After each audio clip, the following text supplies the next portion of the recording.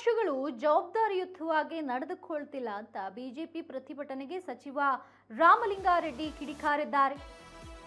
ವಿಪಕ್ಷಗಳು ಜವಾಬ್ದಾರಿಯುತವಾಗಿ ನಡೆದುಕೊಳ್ತಾ ಇಲ್ಲ. ಬಿಜೆಪಿ ಪ್ರತಿಭಟನೆಗೆ ಸಚಿವ ರಾಮಲಿಂಗಾರೆಡ್ಡಿ ಕಿಡಿಕಾರಿರುವಂಥದ್ದು. ಸದನ ನಡೆಯಬಾರದು ಎನ್ನುವುದೇ ವಿಪಕ್ಷಗಳ ಗುರಿ.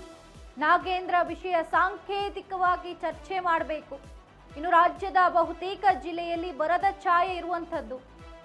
ಕೇಂದ್ರ ಸರ್ಕಾರ ಮಲತಾಯಿ ಧೋರಣೆ ಮಾಡುತ್ತಿದೆ ಅಂತ ಸಂಪೂರ್ಣ ನ್ಯೂಸ್ಗೆ ಸಚಿವ ರಾಮಲಿಂಗಾರೆಡ್ಡಿ ಅವರು ಹೇಳಿಕೆ ನೀಡಿದ್ದಾರೆ. ವಿಪಕ್ಷಗಳು ಜವಾಬ್ದಾರಿಯುತವಾಗಿ ನಡ್ಕೊಳ್ತಿಲ್ಲ. ಬಿಜೆಪಿ ಪ್ರತಿಭಟನೆಗೆ ಸಚಿವ ರಾಮಲಿಂಗಾರೆಡ್ಡಿ ಕಿಡಿಕಾರಿದ್ದಾರೆ.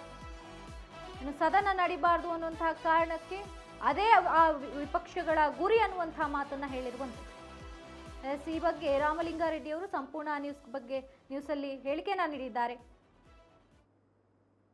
ಏನು ಸದನವನ್ನ ನಡೆಸೋಕೆ ವಿಪಕ್ಷವಾಗಿರುವಂತಹ ಬಿಜೆಪಿ ಹಾಗೂ ಜೆಡಿಎಸ್ ಬಿಡ್ತಾ ಇಲ್ಲ ಅನ್ನುವಂತ ಕಾರಣಕ್ಕೆ ಆಡಳಿತ ಪಕ್ಷವಾಗಿರುವಂತಹ ಕಾಂಗ್ರೆಸ್ ವಿಧಾನಸೌಧದ ಗಾಂಧಿ ಪ್ರತಿಮೆ ಎದುರುಗಡೆ ಇವತ್ತು ಪ್ರತಿಭಟನೆ ನಡೆಸ್ತಾ ಇದೆ. ನಮ್ಮ ಜೊತೆಯಲ್ಲಿ ಸಚಿವರು ಹಾಗೇನೆ ಕಾಂಗ್ರೆಸ್ನ ಹಿರಿಯ ನಾಯಕರಾಗಿರುವಂತಹ ರಾಮಲಿಂಗಾರೆಡ್ಡಿ ಅವರು ಇದ್ದಾರೆ. ಅವ್ರನ್ನ ನೇರವಾಗಿ ಮಾತಾಡ್ಸ್ತೀನಿ. ಸರ್, ಮೊದಲನೇದಾಗಿ ವಿಪಕ್ಷಗಳು ಸದನವನ್ನು ನಡೆಯೋದಕ್ಕೆ ಬಿಡ್ತಾ ಇಲ್ಲ. ಪ್ರಮುಖವಾಗಿ ಈ ಒಂದು ಸದನ ನಡೆಯುವಂಥದ್ದೇ ಜನರ ಜ್ವಲಂತ ಸಮಸ್ಯೆಗಳನ್ನ ಇಟ್ಟುಕೊಂಡು ಆ ಬಗ್ಗೆ ಚರ್ಚೆಯನ್ನು ಮಾಡಿ ಪರಿಹಾರವನ್ನು ಕಂಡುಕೊಳ್ಳೋದಕ್ಕೆ. ಆದರೆ ಇಲ್ಲಿ ಚರ್ಚೆಗೆ ಬರ್ತಾ ಇಲ್ಲ ಅನ್ನುವಂಥದ್ದು ಎಷ್ಟು ಒಂದು ವಿಷಾದವಾದ ಸಂಗತಿ ಅಂತ. ಈಗ ವಿಪಕ್ಷಗಳು ಜವಾಬ್ದಾರಿಯುತವಾಗಿ ನಡ್ಕೊಳ್ತಾ ಇಲ್ಲ.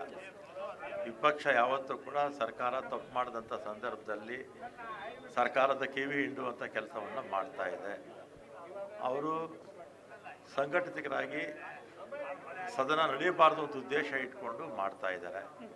ಈಗ ಅವರು ನಾಗೇಂದ್ರ ಅವ್ರ ಬಗ್ಗೆ ಅವ್ರಿಗೇನಾದರೂ ಸಮಾಧಾನ ಇಲ್ಲ ಅಂತ ಹೇಳಿದರೆ ಒಂದಿನ ಪ್ರೊಟೆಸ್ಟ್ ಮಾಡಿ ಸಾಂಕೇತಿಕವಾಗಿ ಬೇರೆ ಚರ್ಚೆಗೆ ಅವಕಾಶ ಕೊಡ್ಬೋದಿತ್ತು. ಇವತ್ತು ರಾಜ್ಯದಲ್ಲಿ ಬಹುತೇಕ ಎಲ್ಲ ಜಿಲ್ಲೆಗಳಲ್ಲೂ ಕೂಡ ಬರ ಇದೆ. ಕೇಂದ್ರ ಸರ್ಕಾರ ಕೂಡ ನಮಗೆ ಮಲತಾಯಿ ಧೋರಣೆ ತೋರಿಸುತ್ತೆ. ಅದು ಬರ ಇರ್ಬೋದು ಅಥವಾ ಬೇರೆ ಬೇರೆ ಅತಿವೃಷ್ಟಿ ಅನಾವೃಷ್ಟಿ ಆದಂಥ ಸಂದರ್ಭದಲ್ಲಿ ನಮಗೆ ಪರಿಹಾರಗಳು ಕೂಡ ಕೊಡ್ತಾ ಇಲ್ಲ. ಮತ್ತು ವಿಪಕ್ಷದ ನಾಯಕರುಗಳು ಎರಡೂ ಪಕ್ಷದವರು ಜವಾಬ್ದಾರಿಯುತವಾಗಿ ನಡ್ಕೊಂಡು ಇನ್ನು ಮುಂದೆ ಆದರೂ ಕೂಡ ಸದನ ಇನ್ನು 3 ದಿನ ಇದೆ, ಸದನ ನಡೆಯೋ ಅವಕಾಶ ಮಾಡಿಕೊಡ್ಬೇಕು ಅಂತ ಅವರಲ್ಲಿ ಮನವಿ ಮಾಡ್ತೀನಿ. ನಿಮ್ಮ ಪ್ರಕಾರ ನಾಗೇಂದ್ರ ಅವರು ಯಾಕೆ ರಾಜೀನಾಮೆಯನ್ನು ಕೊಡಬಾರ್ದು? ಸರ್ಕಾರ ಯಾಕೆ ಇಷ್ಟೊಂದು ಡಿಫೆಂಡ್ ಮಾಡ್ಕೊಳ್ತದೆ? ಯಾಕಂದ್ರೆ ಇಷ್ಟೊಂದು ಪ್ರತಿಭಟನೆ ಮಾಡ್ತಾ ಇದ್ರು ಯಾವುದಕ್ಕೂ ಬಗ್ತಾ ಇಲ್ಲ, ಯಾಕೆ? ಈಗ ನಾಗೇಂದ್ರ ಅವ್ರ ಮೇಲೆ ಕೇಸ್ ಇದೆ ಅಂತ ಹೇಳ್ತಾರೆ. ಕೇಂದ್ರದ ಸಚಿವರುಗಳ ಮೇಲೆ ಎಷ್ಟು ಜನ ಮೇಲೆ ಕೇಸ್ ಇಲ್ಲ? ನಮ್ಮ ರಾಜ್ಯ ಪ್ರತಿನಿಧಿಸುವಂಥ ಮಂತ್ರಿಗಳ ಮೇಲೂ ಕೂಡ ಕೇಂದ್ರದಲ್ಲಿ ಕೇಸುಗಳಿದೆ ಅಲ್ವಾ? ಅದರಿಂದ ಇದು ಕೇಸು ಇದೆ, ಆದರೆ ಅವ್ರಿಗೇನು ಶಿಕ್ಷೆ ಏನಾಗಿಲ್ಲ. ಮತ್ತು BJP ಪಕ್ಷ ಅಧಿಕಾರಕ್ಕೆ ಬಂದ ಮೇಲೆ ದೇಶದಲ್ಲಿ ಇಡಿನೇ ಯಾವ ರೀತಿ ದುರುಪಯೋಗ ಮಾಡಿಕೊಳ್ಳುತ್ತೆ, ಅದೇ ರೀತಿ ಇನ್ಕಮ್ ಟ್ಯಾಕ್ಸ್ನ ಯಾವ ರೀತಿ CBIನ ದುರುಪಯೋಗ ಮಾಡ್ಕೊಳ್ತಾ ಇದ್ದಾರೆ ಅಂತ ಇಡೀ ದೇಶಕ್ಕೆ ಗೊತ್ತಿದೆ. ಈ ಜಾರ್ಖಂಡ್ ವಿಚಾರ ಇರ್ಬೋದು, ದೆಹಲಿ ಕೇಜ್ರಿವಾಲ್ ವಿಚಾರ ಇರ್ಬೋದು, ಅವರಿಗೆಲ್ಲ ಕಡೆ ED, IT, CBI ಅವೆಲ್ಲೂ ಕೂಡ ಅವರು ಸಕ್ಸಸ್ ಆಗಲೇ ಇಲ್ಲ. ಎಲ್ಲ ಕಡೆ ಕೂಡ ಅವರು ಇವರೇನು ಆಪಾದನೆ ಮಾಡಿದ್ರು ಅದೆಲ್ಲ ಕೂಡ ಸುಳ್ಳಾಯಿತು.